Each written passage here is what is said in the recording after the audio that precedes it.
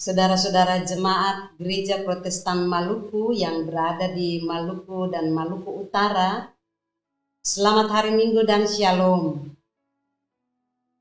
Kita akan dikuatkan lagi dengan pemberitaan firman Tuhan Minggu 19 Juli 2020 yang terambil dari bacaan Alkitab Perjanjian Baru 1 Korintus 12 ayat 12 sampai ayat yang ke-31. Mari saudaraku, kita berdoa sebelum kita membaca dan mendengarkan firman Tuhan. Mari kita berdoa. Allah dalam Yesus Kristus dan Roh Kudus, tuntunlah kami dengan kuasa Roh Kudus-Mu ketika kami akan membaca, mendengarkan firman-Mu. Dan biarlah firman-Mu memberi kekuatan kepada kami untuk menjalani kehidupan kami hari demi hari di tengah berbagai tantangan kehidupan ini. Berfirmanlah dan kami mau mendengar. Dalam nama Yesus kami berdoa. Amin. Saudara-saudara, firman Tuhan dari 1 Korintus 12 ayat 12 sampai ayat 31 yang bunyinya begini. Banyak anggota tetapi satu tubuh. Karena sama seperti tubuh itu satu dan anggota-anggotanya banyak, dan segala anggota itu sekalipun banyak merupakan satu tubuh. Demikian pula Kristus. Sebab dalam satu roh kita semua, baik orang Yahudi maupun orang Yunani, baik budak maupun orang merdeka, telah dibaptis menjadi satu tubuh dan kita semua diberi minum dari satu roh. Karena tubuh juga tidak terdiri dari satu anggota, tetapi atas banyak anggota. Andai kata kaki berkata, karena aku bukan tangan, aku tidak termasuk tubuh. Jadi benarkah ia tidak termasuk tubuh? Dan andai kata telinga berkata, karena aku bukan mata, aku tidak termasuk tubuh. Jadi benarkah ia tidak termasuk tubuh? Andai kata tubuh seluruhnya adalah mata, di manakah pendengaran? Andai kata seluruhnya adalah telinga, di manakah penciuman? Tetapi Allah telah memberikan kepada anggota masing-masing secara khusus suatu tempat pada tubuh seperti yang dikehendakinya. Andai kata semuanya adalah satu anggota, di manakah tubuh? Memang ada banyak anggota tetapi hanya satu tubuh. Jadi, mata tidak dapat berkata kepada tangan, aku tidak membutuhkan engkau. Dan kepala tidak dapat berkata kepada kaki, aku tidak membutuhkan engkau. Malahan justru anggota-anggota tubuh yang nampaknya paling lemah, yang paling dibutuhkan. Dan kepada anggota-anggota tubuh yang menurut pemandangan kita kurang terhormat, kita berikan penghormatan khusus. Dan terhadap anggota-anggota kita yang tidak elok, kita berikan perhatian khusus. Hal itu tidak dibutuhkan oleh anggota-anggota kita yang elok. Allah telah menyusun tubuh kita begitu rupa, sehingga kepada anggota-anggota yang tidak mulia diberikan penghormatan khusus. Supaya jangan terjadi perpecahan dalam tubuh, tetapi supaya anggota-anggota yang berbeda itu saling memperhatikan. Karena itu, jika satu anggota menderita, semua anggota turut menderita. Jika satu anggota dihormati, semua anggota turut bersukacita. Kamu semua adalah tubuh Kristus, dan kamu masing-masing adalah anggotanya. Dan Allah telah menetapkan beberapa orang dalam jemaat. Pertama sebagai rasul, kedua sebagai nabi, ketiga sebagai pengajar. Selanjutnya, mereka yang mendapat karunia untuk mengadakan mujizat, untuk menyembuhkan, untuk melayani, untuk memimpin, dan untuk berkata-kata dalam bahasa roh. Adakah mereka semua rasul atau nabi atau pengajar? Adakah mereka semua mendapat karunia untuk mengadakan mujizat, atau untuk menyembuhkan, atau untuk berkata-kata dalam bahasa roh, atau untuk menafsirkan bahasa roh? Jadi berusahalah untuk memperoleh karunia-karunia yang paling utama, dan aku menunjukkan kepadamu jalan yang lebih utama lagi. Demikian saudara-saudara bacaan Alkitab yang dibacakan hari ini. Saudara-saudara terkasih, saling ketergantungan di antara sesama yang menjadi tema pemberitaan kita di minggu ini tidak dapat dilepas pisahkan dari tema bulan kita, manusia dan alam saling menghidupkan. Tema-tema ini hendak mengingatkan kita bahwa manusia memiliki hubungan yang sangat erat dengan sesama ciptaannya. Bahkan sejak bumi ini diciptakan, Allah telah memberikan tanggung jawab kepada manusia untuk merawat relasi kehidupan dengan semua ciptaan Tuhan, teristimewa lingkungan hidupnya. Dan untuk menggambarkan hubungan saling bergantung di antara sesama ciptaan Tuhan, kita belajar dari nasihat Rasul Paulus kepada jemaat di Korintus yang tadi kita bacakan dari Korintus 12 ayat 12 sampai ayat yang ke-31. Sebagai kota pelabuhan, Korintus menjadi sebuah kota metropolitan yang berkembang dan mengundang banyak penduduk yang berdatangan dari daerah timur dan barat. Korintus menjadi suatu jemaat yang sangat majemuk, baik dari aspek ekonomi, budaya, sosial, dan juga agama, bahkan yang lainnya. Dan ketika Rasul Paulus menulis suratnya kepada jemaat di Korintus, rupanya potensi perselisihan dan perpecahan akibat keberagaman dan kemajemukan itu telah mengancam keutuhan kehidupan persekutuan jemaat. Terbentuknya kelompok-kelompok kecil dalam masyarakat yang saling berupaya untuk menunjukkan siapa yang paling kuat atau kelompok mana yang paling hebat. Kita tahu misalnya perselisihan yang pernah terjadi karena muncul kelompok-kelompok. Ada yang berpihak kepada Paulus, tapi juga ada yang berpihak kepada Apolos. Selain itu, orang-orang di Korintus juga dikatakan memiliki keragaman atau kepelbagaian karunia. Mereka kaya dengan beragam talenta. Namun ternyata mereka tidak menggunakan keragaman dan kepelbagaian itu menjadi kekayaan untuk saling membangun dan melengkapi. Tetapi justru mereka saling menonjolkan diri, saling menjatuhkan, dan akhirnya persekutuan jemaat itu terpecah-pecah. Nah, dalam kondisi seperti itu, saudara-saudaraku, Rasul Paulus memberi nasihat kepada jemaat untuk merawat persekutuan supaya mereka hidup saling bergantung. Rasul Paulus menggunakan metafora banyak anggota tetapi satu tubuh. Di ayat yang ke-12 dari bacaan kita dikatakan, tubuh itu satu, anggota-anggotanya banyak, dan segala anggota itu sekalipun banyak merupakan satu tubuh. Demikian juga kehidupan kita di hadapan Kristus. Maksud utamanya adalah bagaimana umat merawat kebersamaan, bagaimana merawat keutuhan persekutuan yang saling bergantung untuk saling menghidupkan di tengah kepelbagaian atau keragaman itu. Itulah sebabnya Rasul Paulus memulai nasihatnya dengan pernyataan sentralnya. Tubuh manusia itu satu, ibarat sebuah unit yang bekerja dan memiliki anggota tubuh yang beragam. Tidak ada satu bagian atau organ tubuh yang dapat berada atau dapat berfungsi dalam dirinya sendiri, atau tidak dapat mengklaim bahwa ia dapat hidup terpisah dari kesatuan tubuh. Nah, metafora ini hendak memberi gambaran tentang kesatuan di dalam Kristus. Artinya bahwa semua ciptaan Allah yang beragam itu merupakan kesatuan yang saling membutuhkan. Baik manusia, tumbuhan, hewan, hutan, lautan, tanah, semuanya adalah satu keutuhan yang saling membutuhkan.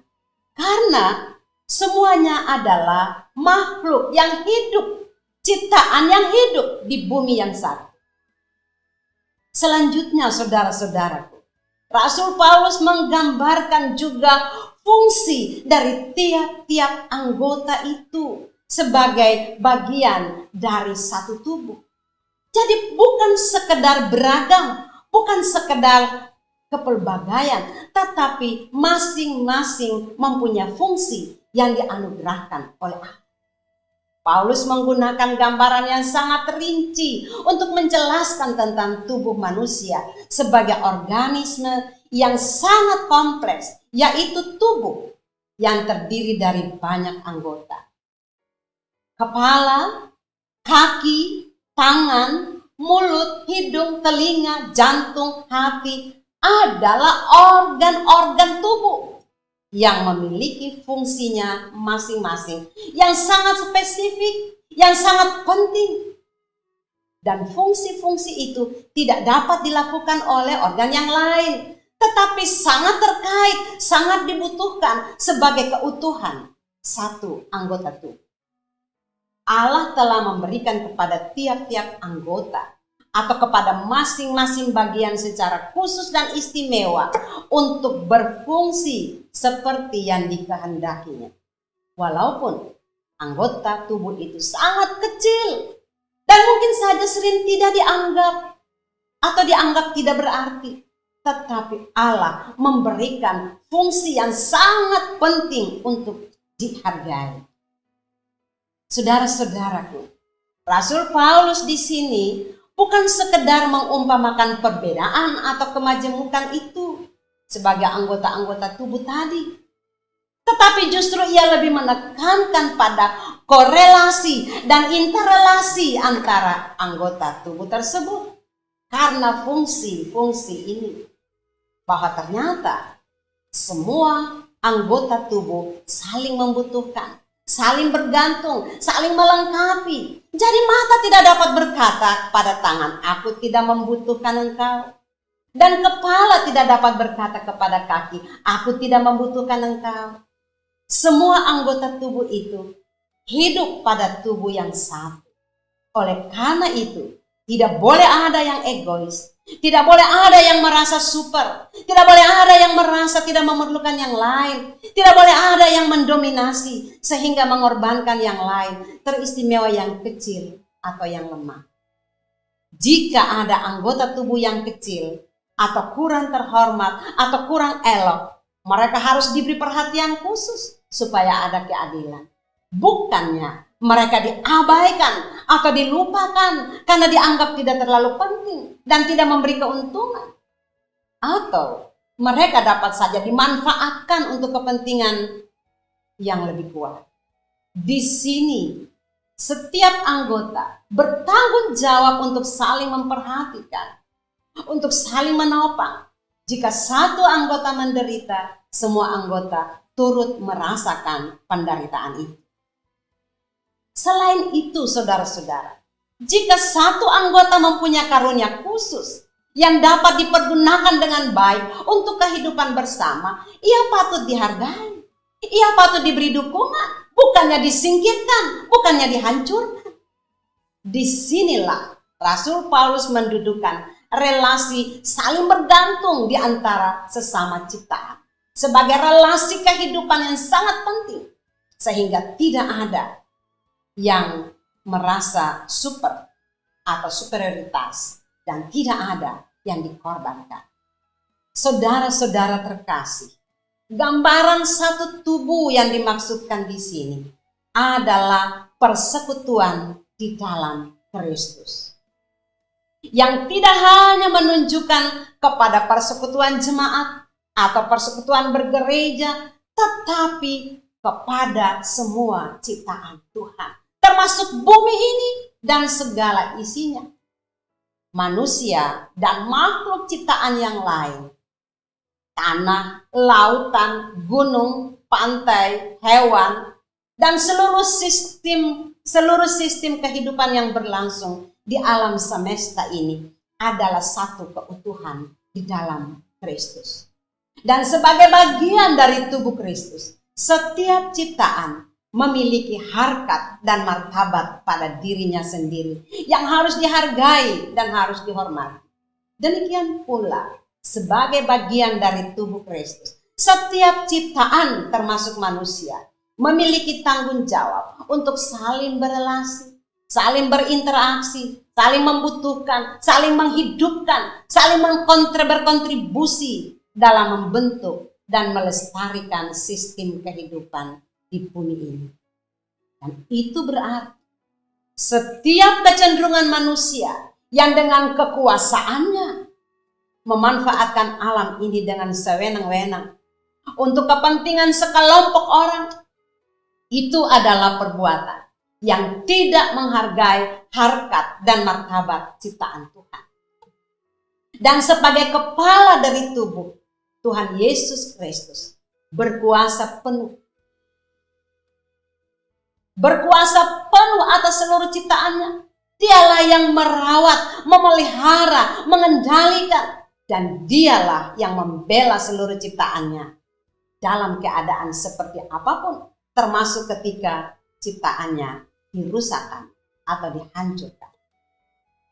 Saudaraku, saat ini ketika bumi ciptaan Allah sementara sakit, baik karena berbagai bencana alam, gempa bumi, banjir, longsor, maupun bencana non-alam, pandemi COVID-19 yang telah kita jalani kurang lebih 5 bulan di Maluku dan di Indonesia, bahkan di dunia ini. Saudara, Allah tidak berdiam diri, apalagi ketika bumi ini sakit karena ulah manusia. Allah tidak berdiam diri. Allah sementara bertindak untuk membela kehidupan ciptaannya. Dan tanggung jawab untuk membela ciptaannya itu dipercayakan kepada kita, kepada manusia, kepada semua orang. Kepada pihak-pihak yang bertanggung jawab untuk membuat kebijakan-kebijakan yang berpihak kepada hidup yang berkeadilan dan berperi kemanusiaan. Di sini, saudara, dibutuhkan peran bersama sesuai dengan fungsi masing-masing yang telah dipercayakan oleh Allah. Artinya bahwa kebijakan apapun yang dilakukan untuk menghadapi persoalan, untuk menghadapi bencana, jangan pernah mengorbankan pihak-pihak yang lemah. Tetapi juga berilah penghargaan dengan mematuhi setiap kebijakan untuk kepentingan bersama. Saudaraku, kita hidup di tengah realitas kepelbagaian atau keragaman. Baik itu keragaman budaya, keragaman bahasa, keragaman agama, keragaman gender, keragaman kelompok, golongan, dan sebagainya. Tetapi itu adalah kekayaan anugerah yang sepatutnya menggelisahkan kita untuk saling menghargai, saling menerima, saling melengkapi, dan bukannya saling melumpuhkan dan saling menghancurkan. Perbedaan atau kemajemukan janganlah dijadikan ajang konflik, dijadikan perselisihan, dijadikan perpecahan, tetapi harus dikelola untuk menjadi kekayaan berharga bagi semua orang. Saudara, ingatlah, perpecahan sebuah persekutuan hidup sesungguhnya disebabkan karena hilangnya rasa saling membutuhkan. Ketika ada yang merasa lebih hebat, ketika ada yang merasa lebih kuat, ketika ada yang merasa lebih berjasa, ketika ada yang merasa lebih berperan, ketika ada yang merasa lebih super, disitulah perpecahan persekutuan itu akan terjadi. Sebab superioritas adalah virus yang dapat menghancurkan sebuah persekutuan. Baik itu persekutuan keluarga, ketika dalam keluarga ada yang berkuasa, ada yang merasa diri lebih hebat, lebih kuat dan bisa menentukan segalanya, dan yang lain tidak dianggap. Ketika dalam persekutuan bergereja, Ada yang merasa dirinya lebih hebat, lebih kuat, dan kemudian menindas yang lemah. Ketika ada di tengah masyarakat, ada yang merasa lebih berkuasa untuk menentukan segalanya dan mengabaikan yang lemah. Disitulah awal dari hancurnya sebuah persekutuan hidup. Saudara-saudara, saling bergantung di antara sesama sesungguhnya menegaskan keterbukaan diri untuk berjumpa, untuk bersinergi dengan yang lain yang berbeda, untuk menerima dan kemudian menjalin relasi hidup. Tidak ada seorang pun yang dapat bekerja atau yang dapat hidup seorang diri.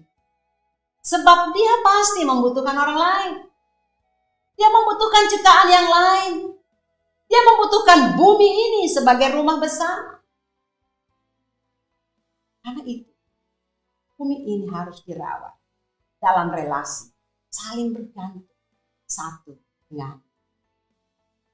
Persekutuan ini harus dirawat. Persekutuan keluarga harus dirawat dalam relasi, saling bergantung. Persekutuan bergereja ini harus dirawat dalam relasi, saling bergantung. Untuk itu saudara, berilah dirimu dipimpin oleh kuasa Roh Kudus, kuasa Roh Yesus Kristus yang dapat mempersatukan dan dapat mengutuhkan berbagai perbedaan dan kepelbagaian untuk kehidupan bersama. Saudaraku, mari kita jalani kehidupan kita. Sebab hanya di dalam tuntunan kuasa Roh itu kita dapat menerima satu dengan yang lain. Dalam segala kepelbagaian dan keragaman, dalam segala kekuatan dan kelebihan, Tuhan selalu memberkati kita. Selamat hari Minggu.